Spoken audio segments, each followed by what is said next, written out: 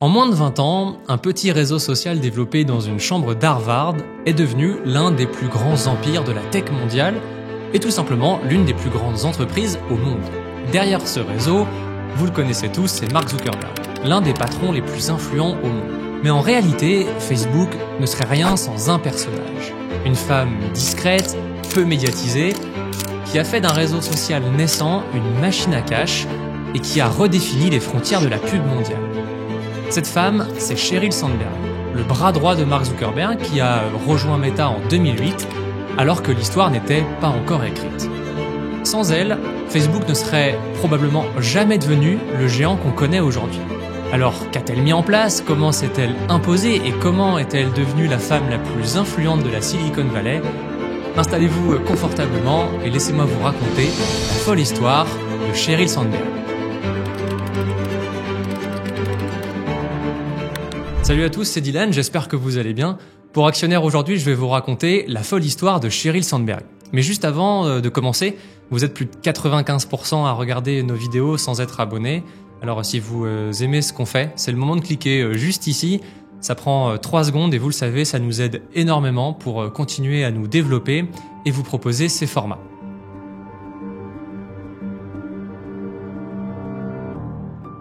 Sheryl Sandberg naît le 28 août 69 à Washington, dans un milieu plutôt aisé. Son père est ophtalmo, sa mère est prof de français. Et à l'école, Sheryl fait des miracles. Elle est première de classe toute sa scolarité, et en 87, elle rejoint la très prestigieuse université d'Harvard. Et là-bas, elle se fait aussi remarquer, puisqu'elle en ressort majeure de promotion en économie. Elle y fait donc la rencontre de Larry Summers, un économiste que vous connaissez peut-être, puisqu'il a occupé des places importantes au gouvernement américain. Et si je vous en parle, c'est parce que Larry Summers a trouvé la jeune Sheryl Sandberg impressionnante. En janvier 91, il la recrute donc à la Banque mondiale pour qu'elle l'assiste. À ce moment-là, il faut savoir qu'elle n'a que 22 ans, et pour ses premiers pas dans le monde du travail, elle côtoie déjà les plus hautes sphères. Mais le souci, c'est qu'elle continue de subir des humiliations sexistes. Alors déjà au lycée, à l'occasion d'un stage, un représentant politique lui avait caressé la tête en lui demandant « Êtes-vous une pom-pom girl ?» Et quand elle a rejoint Larry Summers dans les couloirs, elle entendait souvent qu'elle était placée ici parce que c'était une femme, en clair pour l'image. Mais ça ne l'empêche pas, en 93, d'intégrer Harvard Business School, dont elle ressort en 95 avec un CV que littéralement toutes les entreprises s'arrachent. C'est d'abord vers le cabinet de conseil McKinsey qu'elle s'oriente pendant 1 an, mais très vite, Larry Summers la contacte pour lui proposer de l'assister à son nouveau poste de secrétaire au Trésor des États-Unis sous la présidence de Bill Clinton. En clair, c'est un poste de premier plan, parce que c'est tout simplement l'équivalent du ministre des Finances en France. Et si Summers la veut absolument à ses côtés, c'est qu'elle est incroyablement rigoureuse selon l'économiste. Elle a un quotidien millimétré, elle ne fait presque pas d'erreurs, et est extrêmement bien organisée. Elle devient donc chef de cabinet de Summers pendant 5 ans, et gère des dossiers majeurs comme la gestion de la crise financière asiatique, qui a frappé la région à partir de 97. Mais en novembre 2000, les Républicains arrivent au pouvoir. Sheryl est donc mise à la porte et une jeune start-up créée il y a moins de 3 ans saute sur l'occasion pour recruter la pépite. C'est une start-up tech qui n'a ni business plan, ni revenu stable. Sheryl est un peu sceptique. Comme elle l'a dit, je n'ai pas toujours été ami avec la tech, je n'ai utilisé d'ordinateur qu'une seule fois quand j'étais à Harvard. Mais le CEO de cette startup, un certain Eric Schmidt, arrive à la séduire par sa mission. C'est assez clair, rendre les informations accessibles à tous, partout dans le monde. Il l'appelle toutes les semaines pour lui dire de monter à bord de ce qu'il considère être une fusée. Elle finit par accepter, et comme ça, elle va faire ses premiers pas chez Google. Et à ce moment, la startup développe son produit, mais n'a aucune réelle vision business. Pour vous dire, en 2001, quand elle entre chez Google, l'entreprise a plus de 200 employés, mais seulement 4 personnes travaillent sur la pub. C'est justement ça qui va séduire Sandberg. Elle comprend que le produit peut révolutionner le monde, mais qu'il y a tout à faire côté business. Alors, à ce moment, Google vient de lancer AdWords, une régie pub qui met aux enchères des mots-clés pour les annonceurs. Les entreprises qui payent le plus cher arrivent en tête des recherches. En fait, Sandberg y voit une mine d'or à ce moment-là. Elle intensifie donc le travail sur AdWords et en fait l'un des piliers de Google. Et aujourd'hui encore, la régie représente la majorité des revenus du géant de la tech. En parallèle, elle développe AdSense qui permet aux éditeurs de sites web de monétiser leur contenu en affichant des annonces ciblées générées par Google. et évidemment Google touche une commission dessus. AdSense devient une deuxième source de profit majeure. On avance un petit peu, en 2004, Google s'introduit en bourse, et d'ailleurs Sandberg, qui avait reçu des actions de la société, devient instantanément millionnaire. Son nom se répand dans la Silicon Valley, et en 2005, elle est invitée par le magazine Fortune au sommet des femmes les plus puissantes des États-Unis. Et après 6 années passées chez Google, Sandberg a mis la start-up sur le pas de tir. Mais elle voit grand, elle veut plus de responsabilités. Les fondateurs lui proposent de rejoindre la direction financière, mais ça ne lui convient pas. Alors fin 2007, en pleine réflexion sur son avenir, elle se rend à une soirée qui va bouleverser le cours de sa vie.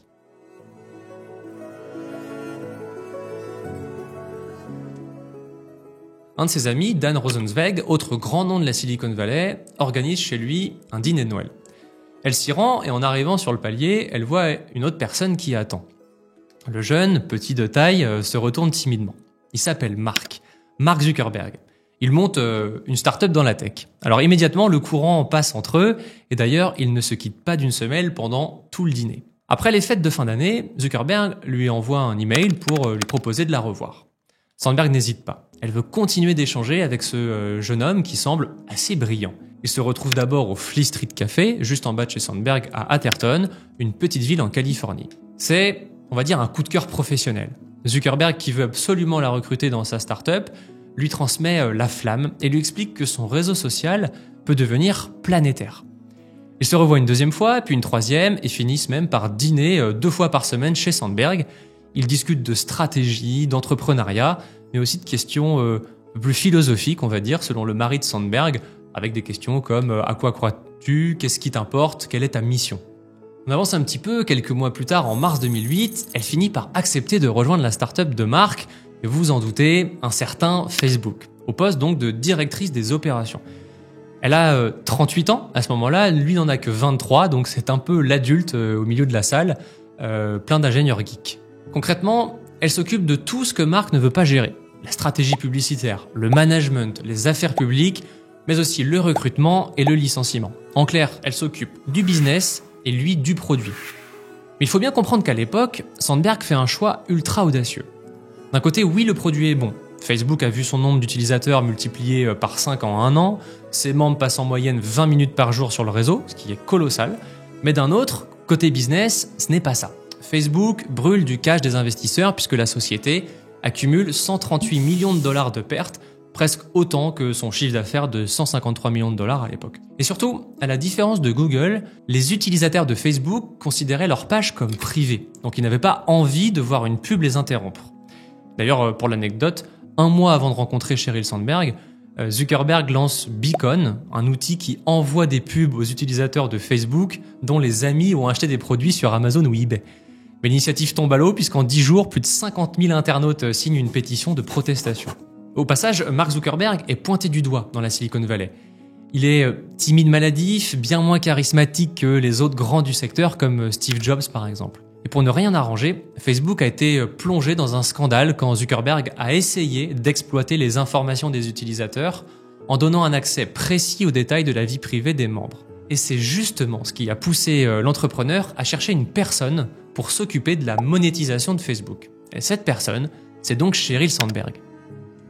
Sandberg se penche sur le sujet et 3 options s'offrent à elle pour monétiser son réseau social. La première, mettre en place de la publicité. Facturer un abonnement aux utilisateurs ou se lancer dans le e-commerce. Elle a une certitude, l'avenir de Facebook se jouera sur la pub. Mais elle sait que pour ça, il faut redorer la vente des données d'utilisateurs. Un énorme chantier à l'époque où les réseaux sociaux, souvenez-vous, sont perçus comme des espaces de vie privée où on est vraiment restreint au cercle d'amis. Et en parallèle, parce qu'elle a compris que l'enjeu est aussi réglementaire, elle embauche les premiers lobbyistes à Washington pour faire passer des réglementations favorables à la vente de données des utilisateurs. Et presque 1 an jour pour jour après son arrivée chez Facebook, en février 2009, la startup met en place une petite nouveauté pour le produit. Mais Sheryl, elle, est convaincue que cette fonctionnalité va bouleverser le business de Facebook. Cette nouveauté, c'est tout simplement le bouton j'aime sous les publications, sur lequel je vous invite à cliquer d'ailleurs si vous aimez cette vidéo. Concrètement, il permet aux annonceurs d'afficher le nombre de j'aime sur leur page et de mesurer l'attractivité des pubs affichées sur Facebook. En parallèle, elle lance une plateforme publicitaire, self-service simplifiée. Concrètement, n'importe quelle PME peut accéder facilement à cette plateforme et peut rapidement mettre en place des campagnes publicitaires sur Facebook. Sandberg s'arrête pas là. Elle décide aussi de diviser par 2 le nombre de produits publicitaires pour réduire la complexité de l'offre. Son but, c'est tout simple, démocratiser la pub chez les annonceurs. Pour ça, elle fait aussi introduire le bouton « Booster cette publication » qui rend l'expérience utilisateur, on va dire, plus intuitive et ludique. Surtout, Sandberg met le paquet sur le ciblage de l'audience.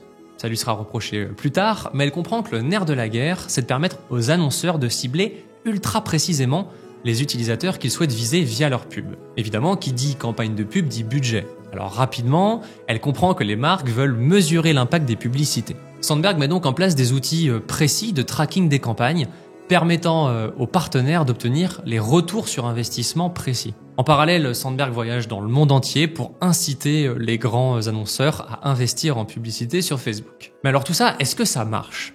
Eh bien oui, parce que sinon, on ne ferait probablement pas cette vidéo. En 3 ans, Facebook est passé de 130 à 2500 employés et de 70 millions d'utilisateurs à 700 millions. Et surtout, l'entreprise devient enfin rentable. En 2007, Facebook réalise 153 millions de dollars de chiffre d'affaires. En 2008, l'année où Sheryl rejoint la startup, ce chiffre passe à 280 millions et 1 an après, il dépasse même les 800 millions. 2 ans plus tard, en 2010, les 2 milliards de dollars de chiffre d'affaires sont atteints. Bref, vous le voyez, c'est absolument colossal et fulgurant. Mais en 2010, Sheryl voit un problème arriver. Leurs utilisateurs passent de plus en plus vers l'application mobile et de moins en moins par ordinateur. Alors, vous voyez peut-être pas le problème, mais en fait, à l'époque, comme vous pouvez le voir, les publicités apparaissent à droite de l'écran. Mais sur le téléphone, c'est trop petit pour diviser le feed en 2, et c'est donc là que Sheryl intervient. Pour contourner le problème, Facebook met en place des publicités dans le fil d'actualité des utilisateurs. C'est évidemment un énorme risque, parce qu'à l'époque, ça n'a jamais été fait, et surtout, c'est très intrusif. Mais ça passe, et vous vous en doutez, ça fait décoller les revenus de l'entreprise. En 2012, les pubs mobiles atteignent déjà 23% des revenus publicitaires de Facebook, alors qu'ils viennent d'être lancés. Le 18 mai 2012, sa vie bascule. Après avoir rejeté les offres de rachat les plus alléchantes, notamment de Yahoo, qui avait proposé 1 milliard de dollars pour Facebook, la start-up entre en bourse. C'est à l'époque l'une des plus importantes introductions en bourse de l'histoire de la tech. Et pour Sheryl, qui détient alors environ 41 millions d'actions de l'entreprise, c'est un jour particulier puisqu'elle devient milliardaire. Bref, vous le voyez, la méthode Sandberg paye. Elle impose sa rigueur dans l'entreprise qui passe dans une autre dimension. À ce moment, elle est devenue, on va dire officieusement, le bras droit de Zuckerberg. Et d'ailleurs, on s'est demandé à quoi ressemblait le quotidien d'une telle patronne. Elle se réveille aux aurores et traite ses mails pendant 1 heure, puis se fait une petite séance de gym. Elle emmène ensuite tous les matins ses enfants à l'école. Il n'y a pas de nourrice, et d'autant que depuis que son mari David Goldberg est décédé, elle doit s'en occuper seule. Elle prend ensuite la route pour les bureaux de Facebook, où elle arrive à 7h pile. Elle enchaîne les réunions toute la journée. D'ailleurs, Sandberg tient à entendre un maximum de collaborateurs pour vraiment prendre le pouls de son entreprise. Et ça risque de vous surprendre pour une patronne de la tech, mais elle ne note rien à l'ordinateur, tout dans un carnet de notes parfaitement organisé. Elle part ensuite du bureau à 17h30 pour retrouver ses enfants. Chez elle, Sandberg fait un tour sur ses mails et sur les réseaux sociaux de Meta pour mieux comprendre le produit. Et l'immanquable chez les Sandberg, c'est le dîner où chacun raconte le meilleur et le pire moment de sa journée. Sheryl enchaîne avec une session mail et parfois avec quelques programmes stupides selon elle à la télé, puis se couche à 21h30. Bon, ce quotidien millimétré paye et elle devient l'une des femmes les plus puissantes dans la tech mondiale. D'ailleurs, avant de rejoindre Facebook, elle avait demandé à Mark Zuckerberg pourquoi son conseil d'administration ne comptait aucune femme, ce à quoi il avait répondu, un petit peu gêné: « Je cherche les meilleurs profils et je ne me soucie pas particulièrement de leur sexe. Les postes au conseil d'administration ne sont pas des cases à cocher. » En fait, il faut savoir que c'est encore un sujet dans la tech américaine où très peu de femmes sont au pouvoir. Et l'explication à ça, c'est qu'il y a peu de femmes américaines qui deviennent ingénieurs. Aux États-Unis, moins de 20% des diplômés en ingénierie et en informatique seraient des femmes. Et ça, évidemment, ça agace Sheryl, qui s'est toujours battue pour intégrer davantage de femmes à la tête de la Silicon Valley. Et peu de temps après avoir rejoint Facebook, elle a appelé Laurie Goller, une ancienne camarade à elle d'Harvard qui travaillait chez eBay, pour justement lui faire rejoindre Facebook. Elle l'a recrutée en tant que responsable des ressources humaines de Facebook, un poste qu'elle occupe toujours, mais qu'elle quittera cet été, après 16 années passées aux côtés de Zuckerberg. Mais surtout, Laurie Goller n'est pas un cas isolé. Elle a recruté plusieurs femmes qui occupent encore aujourd'hui des postes clés chez Facebook, comme Marne Levin, rencontrée au Trésor en 95, qui a été lobbyiste en chef de Facebook, puis directrice des opérations d'Instagram. Et aussi, pour l'anecdote, Sheryl Sandberg a soutenu la française Fidjissimo, récemment devenue numéro 2 d'OpenAI, vous avez dû en entendre parler. Et plus largement, elle aurait contribué à faire émerger des réseaux de femmes influentes dans la Silicon Valley, mais Sandberg a une position assez particulière sur le sujet. Selon elle, c'est pas les politiques qu'il faut blâmer, et ce n'est encore moins vers la discrimination positive qu'il faut aller, mais plutôt pousser les femmes à être plus ambitieuses. Elle explique que les femmes ont tendance à éviter les promotions pour éviter en fait d'avoir à gérer en parallèle l'éducation de leurs enfants et la charge de travail. Et surtout, elle souffrirait d'un syndrome de l'imposteur. Alors ces prises de position fortes font d'elle une femme reconnue dans la Silicon Valley, mais en juillet 2015, un scandale éclate.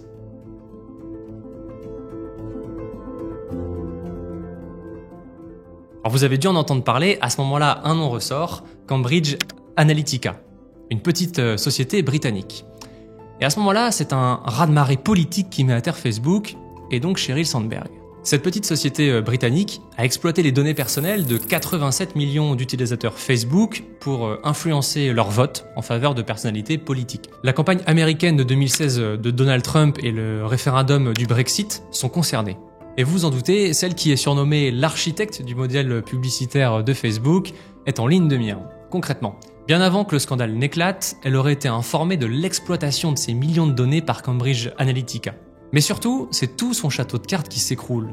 L'empire à plusieurs milliards qu'elle a bâti de ses mains repose sur l'exploitation des données utilisateurs qui permettent aux marques de cibler avec précision leur campagne publicitaire, vous l'aurez compris. En fait, elle ne fait qu'aggraver les choses. Dans les semaines qui suivent l'annonce, elle et Zuckerberg font silence radio, ce qui attise l'énervement collectif. Et plus tard, le New York Times révèle que Sandberg a fait appel à une société de relations publiques pour mener une campagne de dénigrement pour discréditer les détracteurs de Facebook. Alors après avoir repris leurs esprits, Sandberg et Zuckerberg déploient d'importants changements dans la politique de Facebook pour regagner la confiance du public. Le respect des données privées devient une priorité pour le géant de la tech.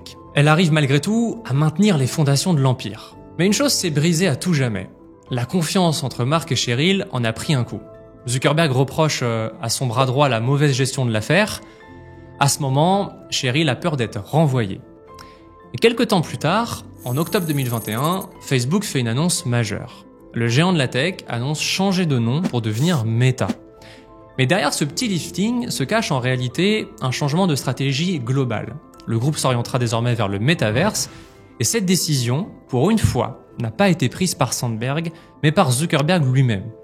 Certaines sources indiquent qu'elle n'aurait pas été en accord avec ce changement, brisant un peu plus la confiance entre les deux. Peu de temps après, en 2022, à 54 ans, Sheryl Sandberg démissionne assez brutalement de Meta, officiellement pour consacrer plus de temps à sa famille et à la philanthropie. En réalité, des rapports expliquent qu'elle est partie à cause de tensions internes concernant la modération du contenu, les changements dans la culture d'entreprise et surtout le virage vers le métaverse. Le départ fait la une des journaux, déclenchant la fin de l'ère Sheryl Sandberg. Mark Zuckerberg l'a déclaré, Sheryl pourrait devenir CEO de n'importe quelle entreprise. Mais je pense que ce qui est formidable chez elle, c'est qu'elle a vraiment envie de se salir les mains et de travailler sans avoir besoin d'être la personne de premier plan. Elle n'a pas beaucoup d'ego. Alors, pour l'anecdote, elle a joué un rôle tellement essentiel dans Meta qu'elle a été nommée par les actionnaires au rang de ceux, avec Mark Zuckerberg, qui représente un risque majeur pour Meta s'il devait la quitter. Bref, vous le voyez, tout au long de sa carrière, elle a occupé des rôles de l'ombre. Elle a siégé au conseil consultatif d'Obama sur l'emploi ou encore au conseil d'administration de Disney et de Starbucks. Mais partout où elle est passée, sa rigueur et l'excellence de son travail ont fait d'elle l'une des femmes les plus puissantes de l'histoire de la tech mondiale. Aujourd'hui, elle serait à la tête d'une fortune de 2 milliards de dollars. Alors, l'histoire pourrait s'arrêter là avec quelques embûches, mais en beauté. Sauf qu'en mars dernier, une ancienne directrice des affaires publiques chez Meta a publié un livre accablant envers l'entreprise et envers Sheryl. L'ancienne dirigeante de Meta y est accusée d'avoir mis une pression énorme sur ses collaborateurs, jusqu'à pousser une employée à envoyer des mails depuis la salle d'accouchement ou encore d'harceler sexuellement certains de ses collègues. Bref, le tableau est un petit peu assombri. C'est la fin de cette vidéo, merci à tous de l'avoir regardé jusqu'au bout. D'ailleurs j'en profite, n'hésitez pas à liker, à commenter et à vous abonner. Vous savez, c'est hyper important pour que l'on puisse développer notre chaîne et continuer de vous proposer de nouveaux formats sur les histoires passionnantes du business. D'ici là, je vous dis à la prochaine pour une nouvelle vidéo.